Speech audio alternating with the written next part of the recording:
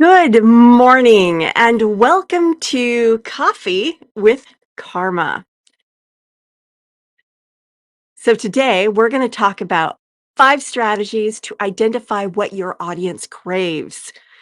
And this is something that I actually make easier in my new book. It all starts with an idea, which, by the way, thank you to everyone who's already purchased the book. Yesterday, I went to number one new release in 2 categories, and this morning, I'm number one new release in a 3rd category, and I went from being the top 500 to, as of this morning, I'm in the top 10 in 2 categories. So if you haven't bought the book yet, please go and buy it on Amazon so that I can make it to number 1. That would be so awesome. Anyway, done with that commercial. Here I am. My name is Carma Spence, and I help entrepreneurs write a lead attracting book in 90 days or less. So let's go into the 5 strategies that you can use to identify what your audience craves. Now, the reason why you need to know this is because if you write a book that taps into what your audience craves, you will sell better, you will attract better clients, and you will grow your list more easily. So the first strategy that you can use is analytics. Yes, I said numbers. Not my strength, but it doesn't have to be your strength because you can do Google Analytics. It does it for you as long as you can understand the readouts. There are plugins to WordPress that will help you understand those readouts and give you nice fancy charts so you can see what they're doing. But basically, what you're looking for is what topics on your blog, for example, get the highest traffic or the higher readership, or even more importantly, get read. Now, how do you tell that they get read? They stay on the page longer. If your bounce rate is high, they're not actually reading it. They're landing, they're going, this is not what I want, and they leave. You want a low bounce rate, high stay on the page rate, and getting the most traffic to those topics. That is one way to identify what your audience craves.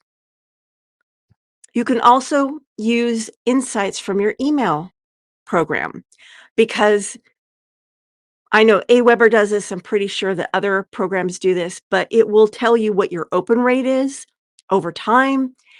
And you can take a look which subject lines are getting more people to open. Which subject lines not only lead to an open, but a click. That's an indication that those are hot topics for your audience who are actually on your list. Excuse me. Number 3 is your customer journey analysis. So this is different from the customer transformation journey that I was talking about before. A customer journey is I don't remember all 5, I'd have to look it up, but basically there's like awareness, there's engagement. If you analyze where are people coming into your business and what topics are driving that transition, that is an indication of what your audience craves. You can also do number 4 is content experimentation. Put out content in your email list, on your blog, in your social posts. Which ones get the most engagement? That is an indication of what your audience craves, although that can be skewed, especially if you're doing it in social media, because it's only telling you what the people who actually see the content are craving, and that is only a small percentage of your actual followers. So that is a little less. And then there's focus groups, which can be quite a bit of work to pull together, but you can do focus groups. Um, you can either gather a bunch of people who are your ideal clients into a virtual room and then ask them questions and have them engage in conversation and listen to it, record it, and analyze that information. Or you can do one-on-one interviews. But honestly, there's an easier way. And I do outline that in my new book. It all starts with an idea. And there's a 3-step process that is a lot easier than these, but you could do either or yes, and. Because the information that you feed into that three-step process could be informed by the 5 things I just shared with you. But bottom line is, don't write a book that you don't know your audience wants, unless there's a strategic reason to do so because it leads to something else that needs to happen. So, understand what your audience craves. I gave you 5 things today. There's a 3-step way in my book. Use the tools that are available to you to find out what your audience craves to learn from you, and then write your book around that. So tomorrow I will be talking about, hang on a second, it's underneath stuff.